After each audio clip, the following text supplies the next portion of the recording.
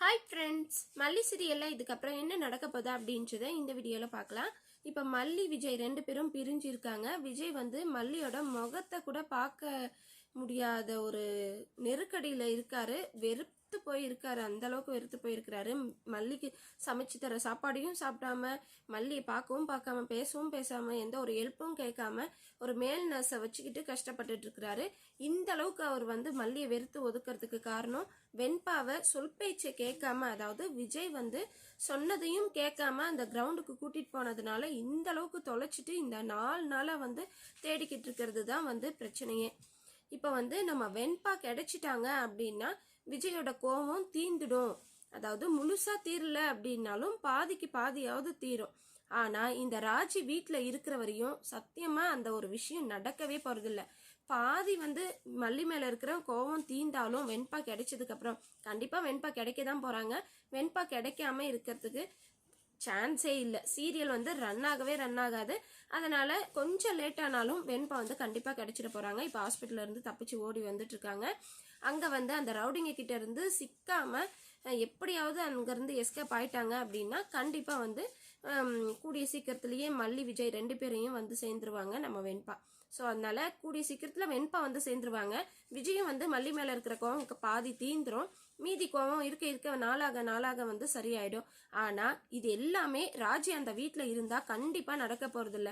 1ன்னா 9 ஏத்தி விட்டு இப்ப வந்து பாத்தீங்கன்னா இந்த கதிரேசன், நிஷா, ராஜி 3 பேரும் சேர்ந்து பிளான் பண்ணி இந்த மல்லி கன்சீவா இருக்கிறா அப்படின்ற விஷயத்த விஜய்க்கு எப்படியாவது தெரியப்படுத்தணும். இருக்கிற கோவத்தை இன்னும் பெருசு பண்ணி எப்படியாவது ஊதி பெருசாக்கி விஜயை இந்த கேப்பை வச்சே மல்லி மேல இருக்கிற இந்த வெறுப்பை வந்து இன்னும் இன்க்ரீஸ் பண்ணி விஜயை வீட்டை விட்டு வெளியே துரத்திடணும் மல்லியே அப்படின்னு சொல்லி பிளான் பண்ணிட்டு இருக்காங்க ராஜி. இந்த கதிரேசனும் நிஷாவும் கூட அமைதியா இருந்துடுறாங்க. ஆனா அவங்கள உசுப்பேத்தி நம்ம மட்டும் எப்படி சிங்கிளா இருந்துக்கிட்டு ஒத்தையால இந்த வேலையை செய்யறது, இவங்களையும் தூண்டி விடலாம், இவங்க மூலயமாவும் கொஞ்சம் நமக்கு ஹெல்ப் கிடைக்கும்னு சொல்லிட்டு பிளான் பண்றாங்க. இந்த நிஷா ஒரு ஐடியா கொடுக்குறாங்க. எப்படியும் கன்சீவ் ஆயிருக்காங்க அப்படின்ற விஷயத்த தெரிஞ்சுக்கணும்னா ஸ்கேன் பண்ணாம ஆகாது. ஸ்கேன் ரிப்போர்ட்டை கண்டுபிடிச்சி விஜய் மாமா பாக்குற மாதிரி வச்சிங்கன்னாவே போதும், ஆட்டோமேட்டிக்கா மல்லி கன்சீவா இருக்கிற விஷயம் தெரிஞ்சிடும் அப்படின்னு சொல்லி பிளான் பண்ணி இப்போ மல்லியோட பீரோவெல்லாம் திருட்டுத்தனமா இந்த ராஜி பார்த்துட்டு இருக்காங்க. இந்த ராஜியை முதல்ல வீட்டை விட்டு வெளியே துரத்துனுங்க. அப்பவே விஜய் சொன்னாரு வீட்டை விட்டு வெளியே துரத்திடலான்ட்டு. போனா போது விஜயோட அக்காவாச்சே அப்படின்னு சொல்லிட்டு மல்லி இறக்கப்பட்டு பாவப்பட்டு அங்க வீட்டுல வச்சிருந்தாங்க. அதுக்கெல்லாம் சேர்ந்து ஒரு பெரிய ஆப்பாவே இந்த ராஜி வச்சுட்டாங்க. இப்ப ராஜி சமைச்சு தர சாப்பாட விஜய் சாப்பிட்றாரு. மல்லி சமைச்சு கொடுத்தத வேணான்னு எடுத்துன்னு போ அப்படின்னு சொல்றாருன்னா எந்த அளவுக்கு வந்து இப்போ மல்லி மேல வெறுப்பா இருந்தா அது ராஜி மேல பாசம் இல்ல, மல்லி மேல இருக்கிற வெறுப்பு தான் இப்போ ராஜி சமைச்சு கொடுத்த சாப்பாடை விஜயால சாப்பிட முடியுது.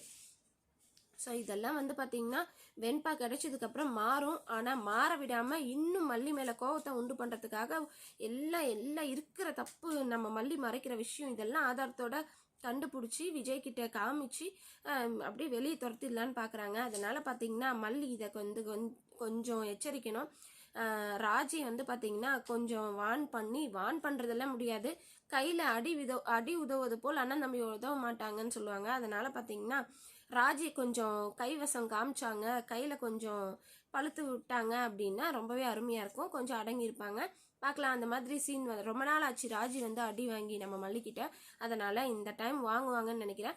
வெயிட் பண்ணி பார்க்கலாம். இந்த வீடியோ உங்களுக்கு பிடிச்சிருந்தா லைக் பண்ணுங்க, ஷேர் பண்ணுங்க, சப்ஸ்கிரைப் பண்ணிக்கோங்க. ஓகே ஃப்ரெண்ட்ஸ், பாய்.